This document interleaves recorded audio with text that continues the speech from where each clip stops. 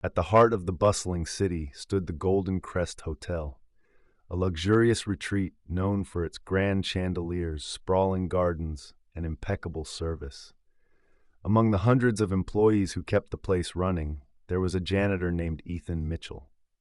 Ethan was in his early 30s, a quiet and kind-hearted man who had worked at the hotel for nearly a decade. Though his uniform was often smudged with dust and his hands rough from scrubbing floors, Ethan's face always carried a gentle smile. He was the kind of person who noticed the small things, a lost earring under a table, a child's forgotten toy, or a guest's silent distress. Ethan lived a simple life. He shared a modest apartment with his elderly mother, who he cared for dearly. His days were long, filled with endless cleaning and fixing, but he found satisfaction in knowing he was doing honest work.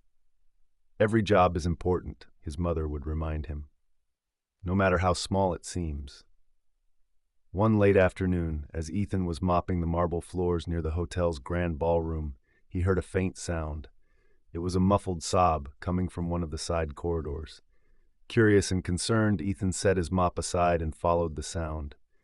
There, sitting on the plush carpet with her back against the wall, was a young woman in a wedding gown. Her face was buried in her hands, and her shoulders shook with quiet cries.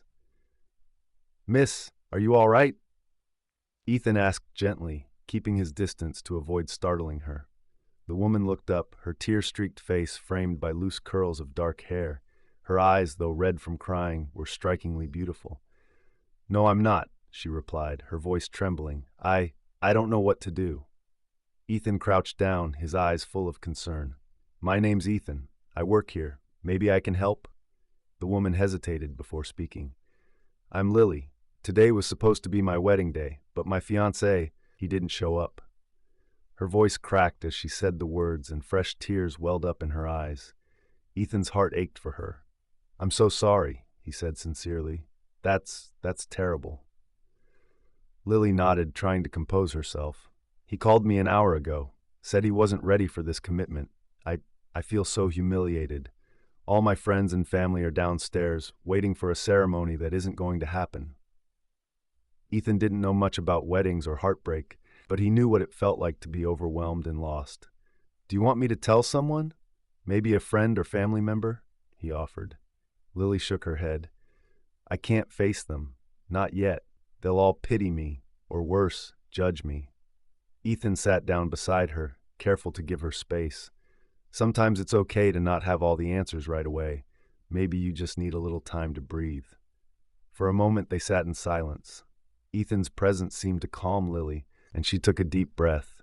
"Thank you," she said softly, "for listening." As the hours passed, Ethan stayed by Lily's side, offering quiet support. He even found her a warm blanket from the staff room and a cup of tea. Gradually, Lily opened up about her life. She spoke of her dreams, her fears, and the immense pressure she felt to live up to her family's expectations. Ethan listened intently, his empathy shining through. "You're very kind, Ethan," she said at one point. "Not many people would do this for a stranger." Ethan shrugged modestly. "Everyone deserves a little kindness, especially when they're going through something tough." Hours later, as the hotel began to quiet down, a man in a sharp suit appeared. His face was stern, with an air of authority. "Lily," he called out, his voice filled with both relief and concern. Lily stood up, startled. "Dad?" Ethan's eyes widened as he realized who the man was. This was Robert Hayes, the owner of the Golden Crest Hotel. Ethan had seen him in passing but never spoken to him. "What happened? We've been looking everywhere for you," Robert said, his tone softening as he approached his daughter. Lily hesitated before explaining everything. Her father listened carefully, his expression shifting from anger to understanding. When she was finished, he pulled her into a comforting embrace. "I'm so sorry, sweetheart. You deserve better than that man." Robert then turned to Ethan, his gaze scrutinizing but not unkind. "And you are?" Ethan straightened up, feeling nervous. I'm Ethan. I work here as a janitor. I just wanted to help." Robert's expression softened. "Well, Ethan, it seems you've done more for my daughter today than most people ever could.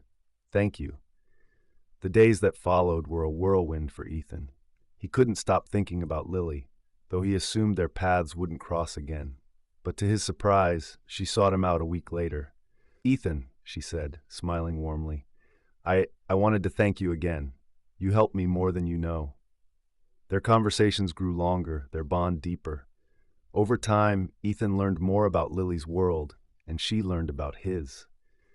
Despite their vastly different backgrounds, they found a connection that felt genuine and unforced. One evening, as they walked through the hotel gardens, Lily revealed something that left Ethan speechless. "My dad, he's been watching you. He says you're one of the most hardworking and honest people he's ever met. He's offering you a promotion, a big one." Ethan's eyes widened. "Why would he do that?" Lily smiled. "Because you deserve it, and because I told him you're the reason I'm smiling again." Ethan's life changed in ways he never imagined. He accepted the promotion, moving up from janitor to a managerial role. Though he faced challenges in his new position, he tackled them with the same determination and humility that had defined his work from the start. As for Lily, she and Ethan grew closer with each passing day. Their friendship blossomed into something more, a love built on trust, respect, and shared values. Together, they proved that true connections transcend status and circumstance. And in the end, it was Ethan's quiet kindness that turned a moment of heartbreak into a story of hope and new beginnings. That's the story, friends. I hope you enjoyed it. It was a pleasure sharing it with you all. Don't forget to comment below and let me know where you're watching from. It's always fun to see the global reach of these stories.